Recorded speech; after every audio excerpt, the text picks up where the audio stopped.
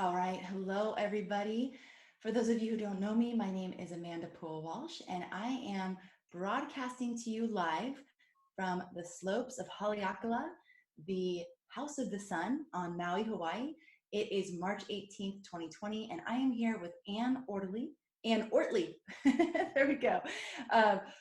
One of the best predictive astrologers that I know that is alive on the planet now. I think it's pretty safe to say that, Anne. And we're here to talk about the current astrological weather. So what we can expect from what the astrology tells us about the energies that we will be navigating over the next few weeks, over the next few months, how long this is going to last. I know that's that question on everybody's heart whenever we're going through periods of intensity, whether it's collective or individual. It's like, my God, how long is this going to last? So we will give you insights into that. And Anne and I have been talking about this a lot because we want to give you this information so that you are empowered with it. One of the things about astrology is that, since October, we at Astrology Hub have been doing the 2020 prep series, offering different astrologers and their perspectives to help our community get ready mentally, emotionally, and physically for what astrologers could see was a huge, massive wave of energy coming our way. We never know what the exact content of the storyline is going to be, but the astrologers can see the ebb and flow of the energy just like a surfer can read the tides. It's the same thing. So we're here today to give you the information, because if there was a storm, you might want to know to bring an umbrella and maybe cancel some of the activities that you had for going outside. Having the information allows you to prepare yourself, and it allows you to be more in a place of choice, more in a place of response versus react. Because if you're caught off guard, you are more likely to react to the energies. In addition, it's our intention to enable you to have as many choice points along the way, to know that to prepare yourself. Okay, so one of the things is a lot of times when we go into these types of situations that feel like a crisis and actually are crisis in our lives, that there can be a tendency towards wishful thinking of like, okay, I just want this to be over. Like, is it going to be over now? Or maybe head in the sand of like, this is not that bad. Is it really that bad? What astrology does is it allows us to tune into the reality of what is actually happening now. Again, with the intention that this gives you the opportunity for choice, and it brings you closer to the place of acceptance. And once you're in acceptance, you will move differently than when you're in any of the other phases that come before acceptance, like denial and negotiation and all those things that we'll talk about in a little bit, the stages of grief, because in a lot of ways we are all navigating those stages of grief. So, Anne, let's, hi and welcome. I'm sitting here at the bright red desk, can't see it, and New York is in my background. So we're spanning the continent of the United States. Yes, we are. Okay, so Anne, can you talk let's talk about the current astrological weather. What's happening now, what's happening over the next 2 weeks, and how long we can expect this to continue. Okay, cool. Well, one of the things that, astrologers have observed for years and years is as above, so below, as without, so within.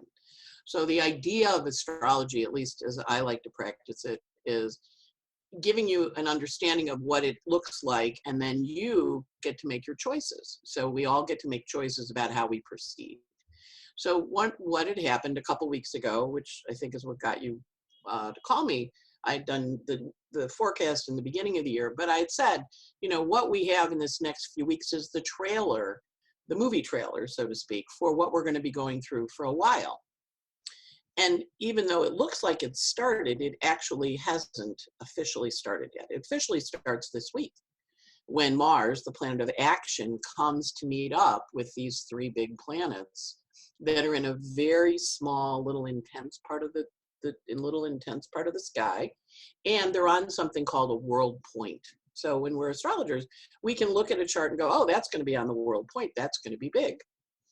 So when we had 9/11, which was 19 years ago, we had these eclipses on the world point. It was a big event, certainly in the United States, but around the world, there were headlines saying, oh my God, oh my God. This is the same kind of energy. And so what we're starting now is this is the kind of, okay, this is the lead up.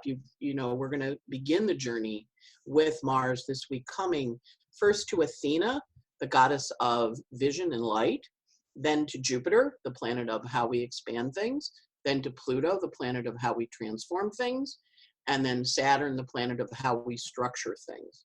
So we've got this little run of Mars through these planets. And Mars does this every 2 years. Yeah. Will you run through that progression one more time? Sure. Just, like, yeah. the First keywords is of that. Pallas Athena, and she sprang from Zeus's head. So she was strategic thinking. And she was a visionary. She ruled Athens. She's got the Acropolis on the top of the hill, and she was a warrior visionary. So she was able to say, okay, this is our strategic mission and how we do it. So if you go Google Pallas Athena, you'll see she's got a sword and a shield. So you and I are Athenians. We both are thinking women, strategic thinking women. And so here we are together talking on the day that Mars hits Athena, right? And says, hey, let's share some knowledge. Then the next planet that happens this week is going to be Jupiter. Now, Jupiter is normally a sky king, and he's down to Earth right now. So he's on Earth kind of working with us. And if you remember your mythology, when Jupiter walked around among men, he would come up and he would go, are you nice to me or not? And then I kind of react to you properly. So that's Mars, Jupiter. And then right on Monday, it's going to be Mars, Pluto. Pluto is the Lord of the underworld. And that is, transformation and change and new beginnings, and also renovation, the alchemical transformation. And then at the end of the month, on April 30th, Mars comes to Saturn and he says, okay, this is the new structure we're going to be working with. So we've got these 3 big planets. Now, Mars touches these planets every 2 years. The thing that's different about this time is they're all hanging out together. They're all hanging out on a world point. And as he goes through them, he begins a new 2-year cycle. Now, in December, Venus was on these points. Venus rules Italy. She's a tourist country. She's food and beverage and drink and wine and love and music. So she was there. And then last week, she kind of argued with these planets, and we saw this big bloom. And now Mars is going through, and he's doing the same thing Venus did in December, January, which is why they're taking precautions with us, at least in the United States and other places, because Mars, of course, is a bigger planet. He's the planet of action. He's the planet of war. He's the planet of make sure you do this because this is how we have to do things now. So we all have to wash our hands. We all have to be aware of who we're in contact in. The planets are in Capricorn. Capricorn is a little bit of a reclusive sign. It's a solitary. So we're being asked to take action, to be solitary, to take action, to be alone, to take action, to be stopped, right? And Mars, of course, makes us move forward. And as he comes to these planets, he says, we're starting a new cycle, but stop, because you want to pay attention to what you're learning and to know that there's choices ahead. But that we're beginning this new chapter. Now, this week, we also have a new moon, and the new moon says we're getting pregnant, on a cosmological level. It's on the world point Aries. The sun goes across the equator this week and says, okay, new season. And so kind of think of yourself as getting pregnant, giving birth in December. But we're really working with this as a bigger cycle. So once you give birth, then you got the kid for 18 months. So Amanda said, well, yeah, when you give birth, say it again, Amanda. When you give birth. Well, we were talking about the birthing analogy, and I always marvel. And I myself was the same way. When you're pregnant, in the last few weeks, it's like, oh my gosh, when's this baby going to come out? When's this baby come out? But once you've had a baby, you know that it actually gets harder and more intense once the baby's out, because now you have this little life to tend to and care for. And so there's a whole new reality that you're navigating after the baby's born. So I like the analogy though that you're using of birthing, because there's so many things that we can tune into with that for this process that we'll be in for the next 9 months as we're quote unquote birthing a new reality that we're all navigating going forward. And anyone who's had children knows that once you have a child, everything changes forever. It never goes back to being what it was. So we're navigating that kind of energy right now. It's not a flash in the pan. It's not like, all right, we're going to go back to business as usual right when this is done. Things are shifting at a very foundational and fundamental level.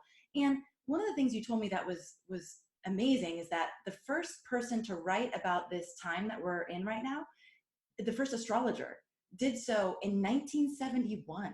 Is that correct? Well, the first on the internet, you know, I mean, people have been writing about it for a long time. Yeah. Okay. So again, and one of the things too that's amazing to look at now is some of the guidance that all of you astrologers gave us during that 2020 forecast event back in the beginning of January about how to work with this time. And it is very much like, gosh, I could read some of the things. Some of the things you said, Anne. So some of the things you said during that time. Oh, it's good to have your words come back at you. Exactly. I'm going to quote you to you. You said, focus on the love. Yeah.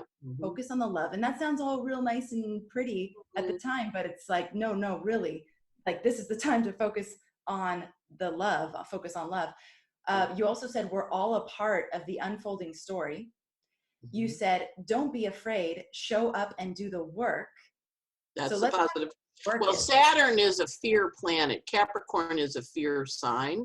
So the fear part is one way to do it, but the positive way is to lean in, do the work, do your Saturn, and say, okay, what do I have to do here? Because then when you're doing that, it grounds and it takes you out of fear. It gives you action. But fear is like, oh my God.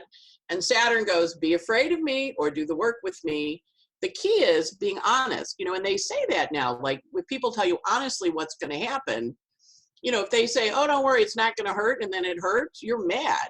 Yeah. If they say, you know, this is going to be a little bit of a process you're going to go through here. And, you know, until you actually give birth and you're, you know, and you got the contractions and you're like, holy cow, you know, understanding this energy is so in focused and intense, but don't be afraid of it. You know, be working with it, lean into it, say, okay, why do we breathe when we're giving birth? Because it calms us down.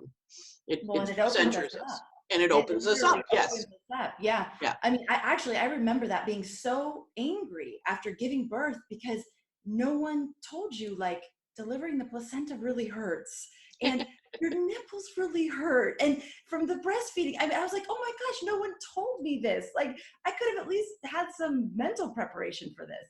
So, I had a good friend whose husband, she gave birth 3 times. And when she was pregnant with the second one, he goes, she doesn't remember what it was like. And the doctor said they forget, but then they remember, right? You know, and he said, I remember what it was like. I would never do this again, but we're doing it again. Yeah. So yeah, it's big. Yeah. Keep going. Okay. Go forward. So the other thing that you said is the theme of 2020 is adventures in your life. And this word adventure is really landing with me in a whole new way, because whenever I find myself wavering or going into a place of tension around what's happening, if I can reframe it as adventure, if I can reframe it as like, I don't know what's happening, I don't know where it's going, and yet there's this sense of adventure, and yet there's this sense of, where are we going? You know, where is that like pioneering spirit that I can tune into in myself? So I just invite you all to play with that word adventure and see what it opens up in you, because that might actually mobilize you into the right kind of action. And you said something about working your Saturn. Yes. For people that are like, what's working your Saturn? What does that mean? No idea what she's talking about. What does that actually mean? So everybody has Saturn somewhere in their chart. He rules the big cycles of our life. So we look at him, he takes 29 years to go around the cycle. And really what this is Saturn and Pluto coming together. Last time they met was in 82. The last time they met in this sign was Martin Luther hammering the theses on the church wall back whenever to form the Reformation, the Catholic Reformation of Italy, or of Europe. So Saturn and Pluto meeting, and then we have Jupiter and Saturn meeting. They meet every 20 years. So they met in 2000, they met in 80, they met in 60. They're meeting up in December. And then we have Jupiter and Pluto meeting. They meet every 13 years. They met up in December of 2007, beginning of the financial crack we had in January of 8. So we definitely see this as a financial transformation too. So these three planets are all hanging together, and they don't normally get together like that. And what they're doing is they're saying restructure. So if you think back to 82, or think back to 47, or think back to 15, 82 was the AIDS epidemic, 47 was a polio epidemic, and then 1914, 15, which they're referencing a lot, was the Great Influenza.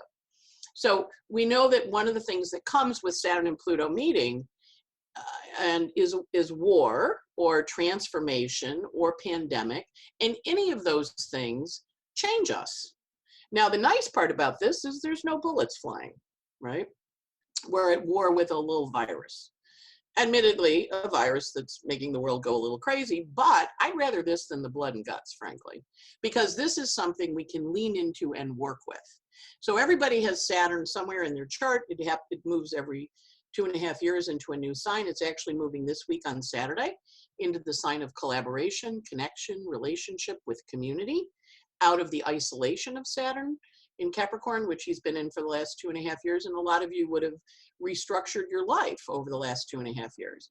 And now he's saying, okay, so what's your work for the greater world? And in the conversations we're having, obviously we get to kind of sit in our house for a little while, and we get to do our work for the next chapter that's going to unfold as this new chapter opens up. And there's nothing like quiet and solitary time. Saturn is a solitary planet, and it is often the place where we're a little afraid, but it's also the place where we make our biggest contribution in the world. And it's our 7-year consciousness cycle. So when we're 7, we leave home, we go out to school. At 14 and a half, our teachers have us. At 14 and a half, our friends become very important. And in the old days, we would be apprenticed for 7 years to learn a trade. At 22, we graduate from our education and our training program. We go out in the world and we're working with wider groups than our own peers. And then when we hit 29, we have our Saturn return, and it says, okay, so now you've been trained, what's your work in the world? And then we repeat it again. Another 7 years, 35, 36. That's a big turning point for a lot of people making choices. 42, sometimes we call it the midlife crisis, but it's also really, are you happy with the choices you've made? If not, change them. And then the next 7 years, and then we have the next Saturn return at 49, then we have the next Saturn return at 57, and then we start again. So Saturn says to us, so if you think back at when you were 7 and a half and 14 and a half and 22 and 29, and the choices you made in your life, this is like that, except it's bigger. And it's going to say, because this is a global change. So everybody everywhere is going to be looking at their work in the world and saying, what is it? So when you called me, my work in the world is to be an astrologer.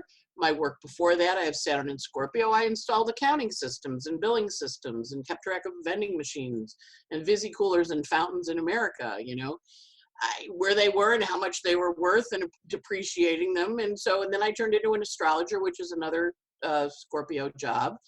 And then you said this, and I'm like, oh, okay, you want me to talk to the world? All right, I'll do that. I'm doing my work. I'm doing my Saturn. So you know what it is, but it also is a little piece where you kind of go, really?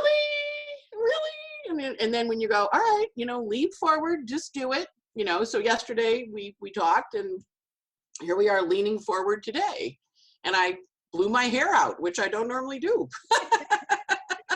I leaned into my Saturn and I said, who knows who the hell's going to see this? You're not going to look like you just woke up out of bed. So what your Saturn is, and if you think about the events in your life at age 7, at age 14 and a half, age 22, 29, that'll give you a flavor for what your Saturn's about. But all of us, the whole globe, is having a collective Saturn experience.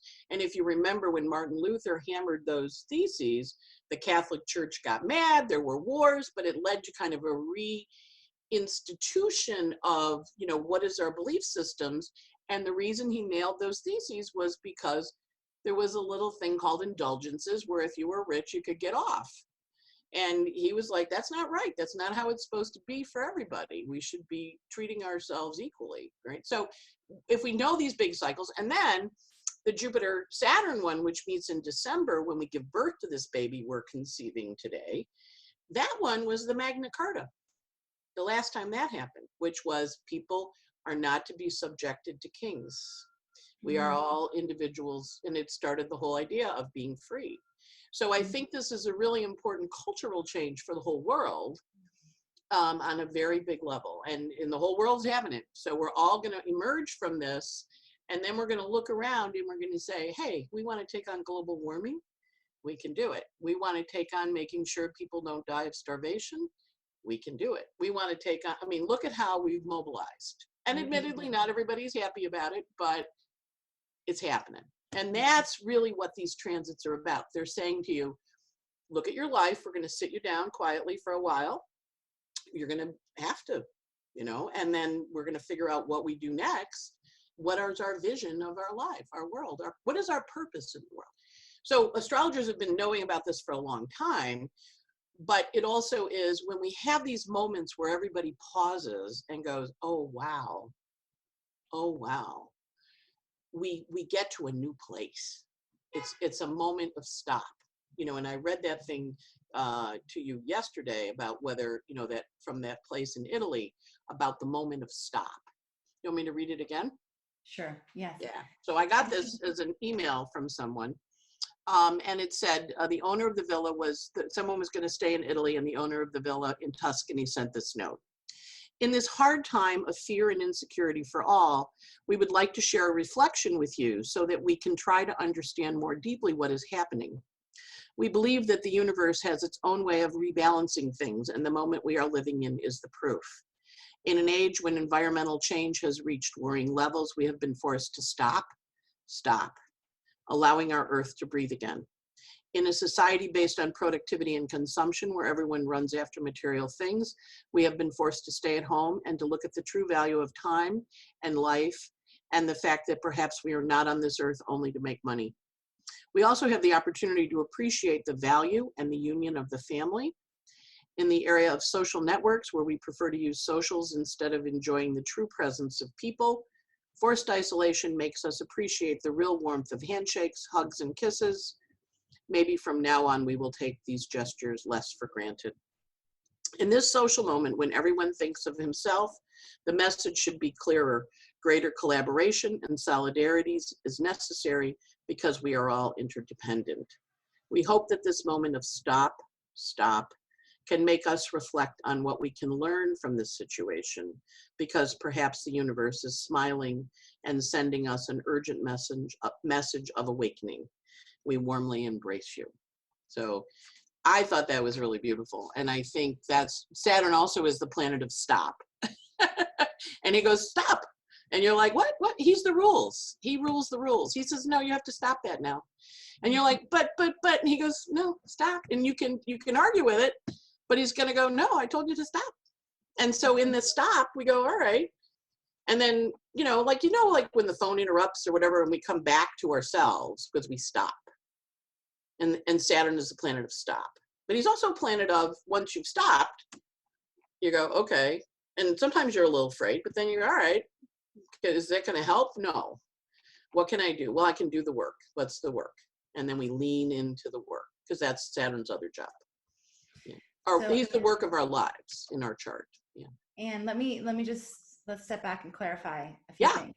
So in terms of timing, what I'm hearing is that the next few weeks, there's actually additional intensity. There's not only additional intensity, but there's the laying of the foundation of the storyline that we'll be navigating for the next couple of years.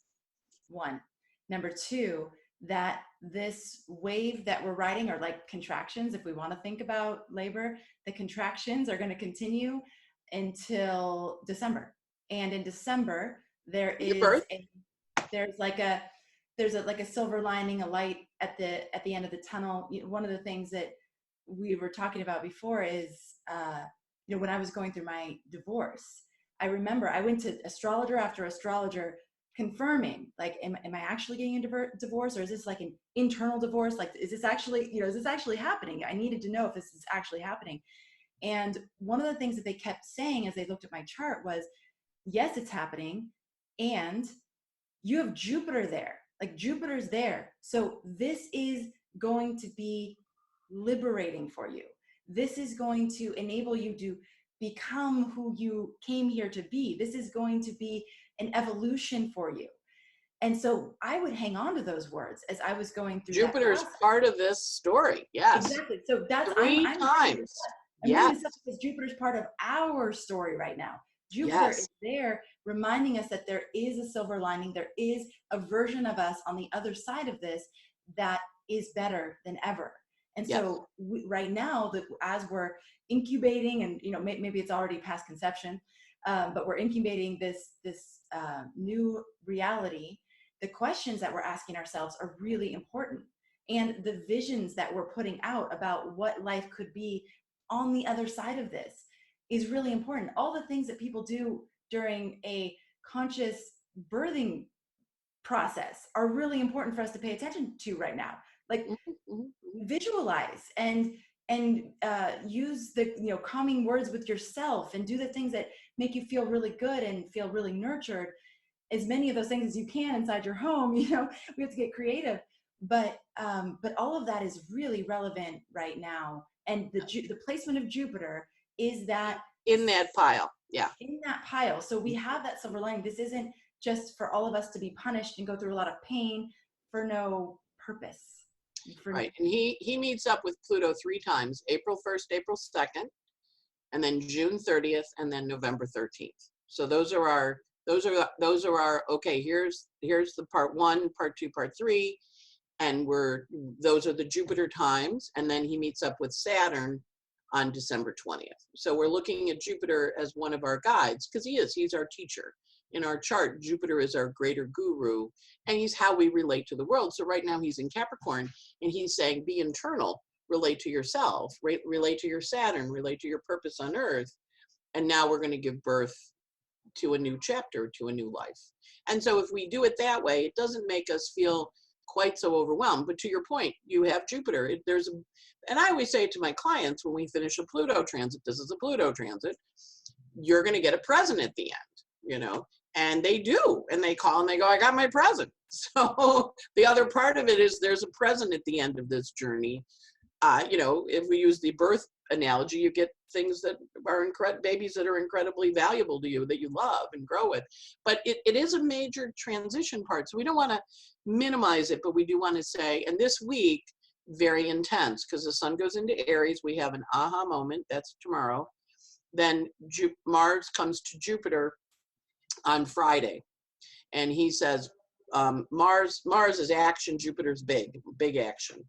Then the Saturn on Saturday goes into Aquarius, and he gives us a little taste of the future. And he says, work collaboratively now. And then Mars comes to Pluto on Monday. Monday is big, because Mars Pluto is Monday will be the 23rd. And of course, Mars, we feel it as he's sweeping in. He comes in a little ahead of the other guys. So we're going to feel the build up to Friday, Saturday, Sunday. And then Mars travels a little bit because Saturn has shifted into Aquarius, and he doesn't reach Saturn until the 1st of April. So the 1st of April will be like, oh, okay. And that's also when the first Jupiter-Pluto comes together, and we go, oh, this is what we're really dealing with. Then it continues to unfold, and we get to where we're going. But this is the big initiation energy this week. So it's really important for people to make conscious choices and to see, okay, these are my choice points. And, when I'm talking to someone who's going through a divorce, I say, okay, so, sometimes they come before, and then they reach the point where like they're ready to get divorced. And I say to them, okay, now you need to go get your team. Go get your therapist. If you're in therapy, go back, if you're in couples therapy, go into individual, go get your lawyer, go talk to your accountant, go find out what what the rules are, because there's rules for this, and, and I'll stay your astrologer. But, when we move to the next level, we go, okay, as a community, that should happen on Saturday. where we start to get what our community assignments are. And Saturday is the 21st. But this is big, and we're going through this process that does take a while to unfold. So our job is to go, okay, and for those of you who've been thinking, gee, I'm ready to make a change, or I'm ready to make a shift, if you think back on those cycles that happened in November of 82, spring of 83, and the cycle that happened in 90, 91, fall of 90, spring of 91, and then the cycle that happened in December of 2007, those three cycles are kind of merging together in the same little intense part of the chart, which is very rare. I've been an astrologer 25 years. I've never seen this much concentrated energy. So we all knew it was big, but nobody knew quite what it was going to be. But now we know what it is. So once we know what it is, then we know how to work with it. We know when it peaks. We know when it has big weeks, when it has smaller weeks. And Amanda and I will be going on a guided tour with you through this process to get, to help people navigate it with the help of the stars. As above, so below, as without, so within, and to help you see your choice points. And to say, okay, here's a choice point, and everybody goes, oh, choice point, right, got it. This week is full of choice points through the 1st of August, or April rather. And then there's a whole bunch more coming. So we're going to have fun. Mm.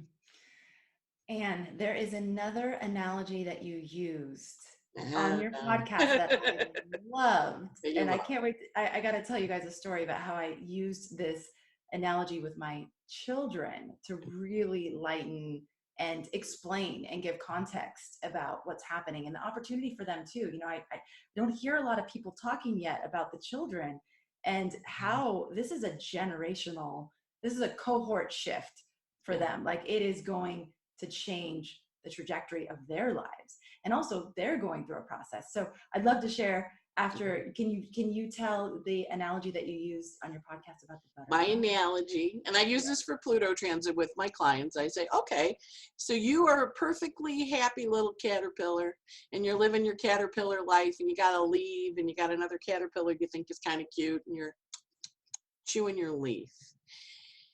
And then somebody says to you, hey, what's going to happen, caterpillar?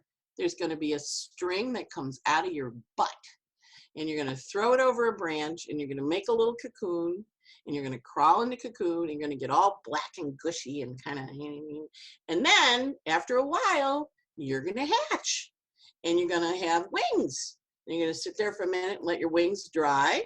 And then you're going to fly, and you're going to be able to fly over all those flowers, and you're going to eat pollen. And the caterpillar looks at you and goes, string out of my butt, huh? And then the string came out of our butts. So that's my analogy with dramatic interpretation. What's happening to us right now? So the string just came out of our butts. Yeah. Right. So the other night, my daughter, Sophia, crawled into my lap and started crying. And she said, Mama, I feel like everything's going away. Everything's going away. I was like, oh, wow. Like, as a mom, these things, it just breaks your heart, right? And then I thought of Anne, and I thought of the caterpillar. And I said, well, honey, it's like we're caterpillars. And there's this string coming out of our butt right now.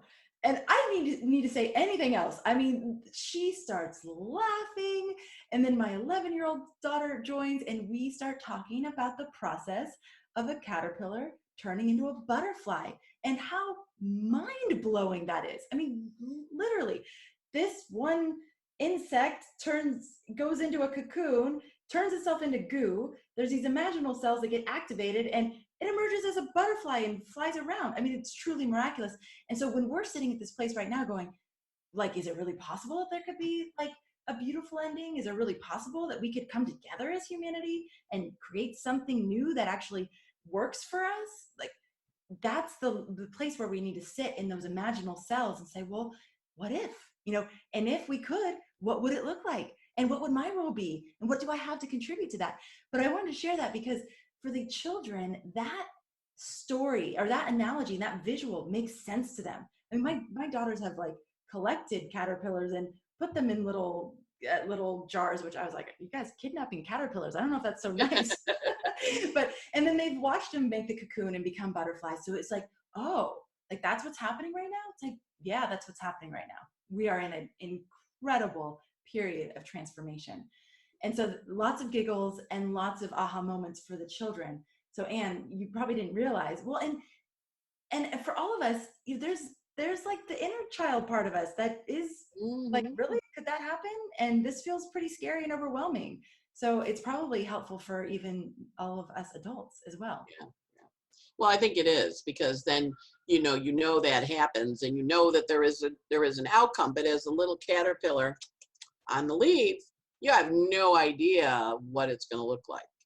You have no concept of it. And I remember when I found astrology, it was right before I found astrology. My relationship had ended. I'd gone to this astrologer, and he said, "You have this whole new life coming. You don't even know what it is." I'm like, I liked my old life. Yeah. I'm not happy. I'm not happy. I liked my old life. But he was right. And I did have a whole new life coming, and I love my life now.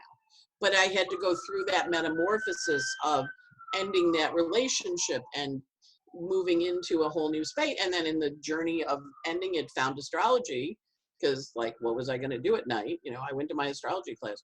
So understanding that we're in this metaphysical metamorphosis that is in everybody's charts, everybody around the world is having it. Astrologers have been talking about it for years. And so if we understand that, now that we know the shape it's going to take, we understand this is the trigger. It's a virus. Viruses come and go, but it is triggering this enormous change on all of us, all around the world. We're all pausing and we're going, okay, so how are we going to work together?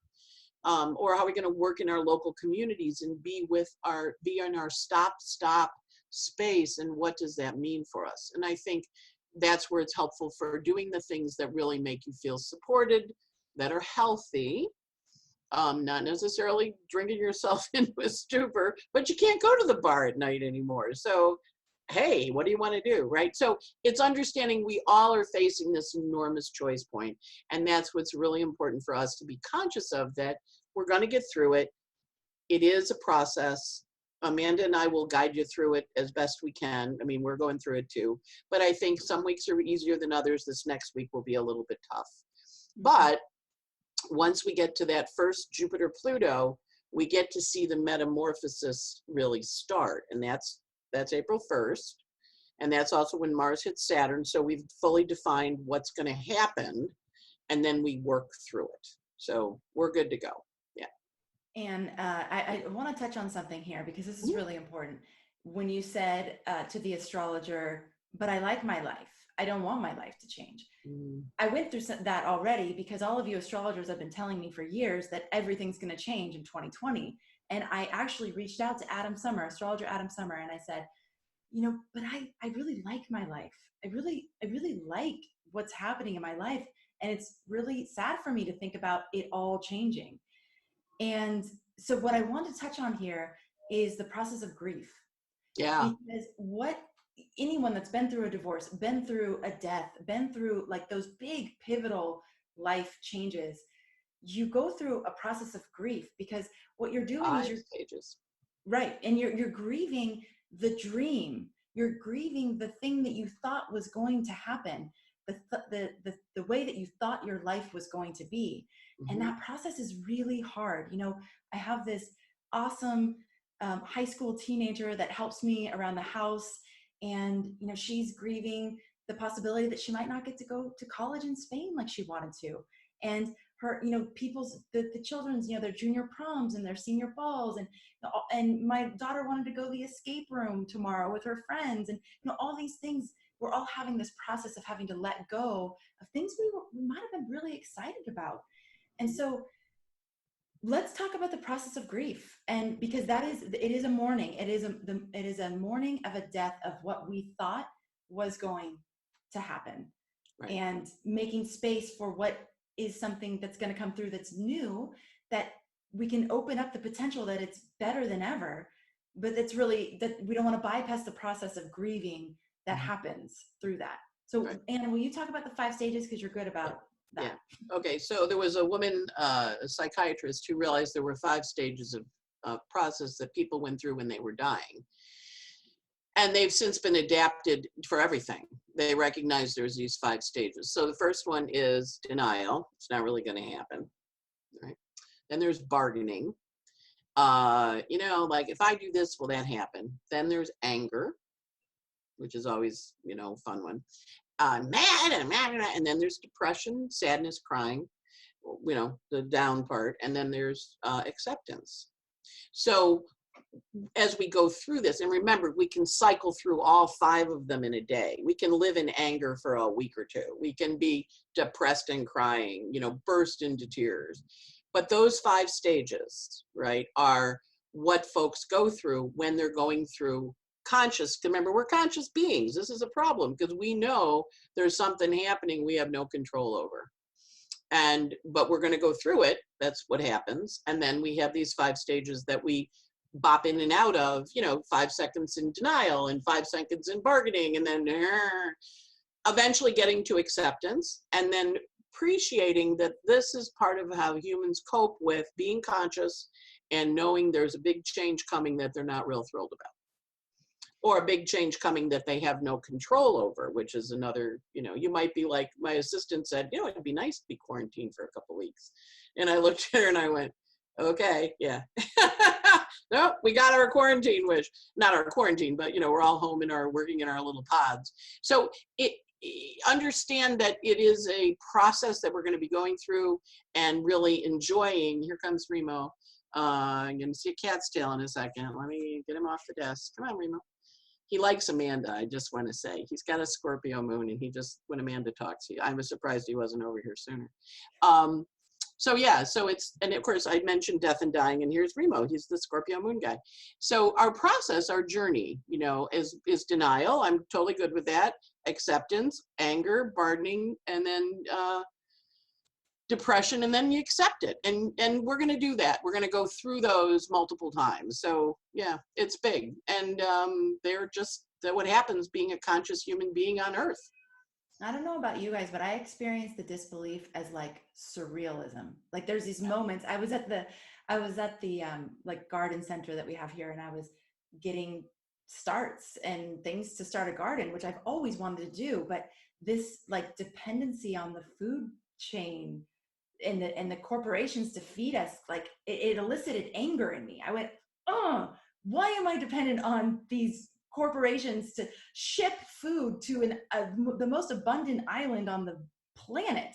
That just doesn't make any sense to me. So like, I'm finally, there's anger. I'm going to finally just go start a garden, right?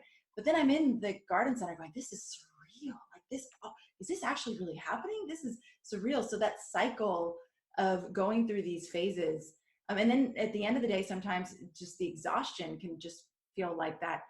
Whew, like, this is a lot. So just an invitation to all of you to witness yourself through it. It's okay. You're not going crazy. We're all in this together. We're going to be riding these waves internally, collectively, personally. We have this collective story unfolding, but each one of us has it playing out in our individual lives in its own way, its own storyline. So, Anne, I want to thank you so much for being here, for being willing, for saying yes. Mm-hmm. I listened to your podcast on Sunday, and I just went, you know what? We need to do this. We need to keep people in tune with that cosmic weather. So for all of you that want to stay in tune, there's going to be lots of different forums or platforms where you can catch us. You can catch us live on the Astrology Hub Facebook page. You can catch us. We will repost those on Instagram TV, astrology.hub. We will post them on the podcast, the Astrology Hub podcast. Where else? Oh, we're going to be turning them into articles as well. So for those of you that like to read it and see it in the written form, we're going to be doing that as well. So we are here to serve you. You are our community. We're whatever we can do to make this process as I don't want to say easy, because it's going to be hard. It's going to be hard, but I love this. As contagious as fear is, hope is as contagious as well. So when we come together and we're able to tune into the astrology to keep us grounded in what's actually happening. Mhm. Use the messages from the planets to help us focus where they want us to be paying attention to, right? Like if Saturn's saying do the work, it's like, okay, let's focus on doing the work. And notice in your life when you do what the invitation is from the planets, how do you feel? Do you feel better? Because if you're one of those people going, I don't know about this astrology thing, I don't even know if it works, just see if it helps. Just see if it's useful. If it's useful, do you have to know exactly how it works? Right? There's a I lot don't of know things. how gravity works. We just know it does, right? Exactly. I can't tell you how my car works or how my electricity works, but I know it's useful. So if it works for you, if it's useful for you, just try the things on and then discard anything that isn't. But Anne, I just want to thank you very much again for your yes for being here, and thanks to all of you out there, because you are part of the movement of the people who are able to tap into the higher possibilities, the higher potential. Each one of us has a role to play. And so you, just by being here right now, by virtue of the fact that you're even tuning in, you're going to be able to be asking yourself these questions, and you're going to be able to play and you already are, play a really vital role in this unfolding human story. So thanks to all of you for being here. Thanks for tuning in, and just stay with us. I'm going to be doing the current astrological weather, astrological conversations with astrologers. I'm going to be bringing in other perspectives. Next week, I'm going to be sharing a meditation hypnosis. A woman that started Grace Space Hypnosis, which I have found to be incredibly helpful to help us calm and stay centered and stay in that realm of possibilities. So I'm going to be bringing Grace on to talk with you about that. So lots of resources that we're going to be bringing for you to help navigate. And please chat in. I haven't been watching the chats because I wanted to stay real focused on what Anne was saying, but please continue to chat in, and we will engage with you and just be here, right? We're all in the same boat together. We're all in this canoe. We're all rowing together. So let's row as much in harmony as possible, because if you've ever been in a canoe, you know that when you paddle in harmony, it's like you're gliding. It's like you're skating across ice. So that is what we can do together when we come together in these ways. So thank you for being here. All right. And stay tuned. Bye from the bright red desert. So long.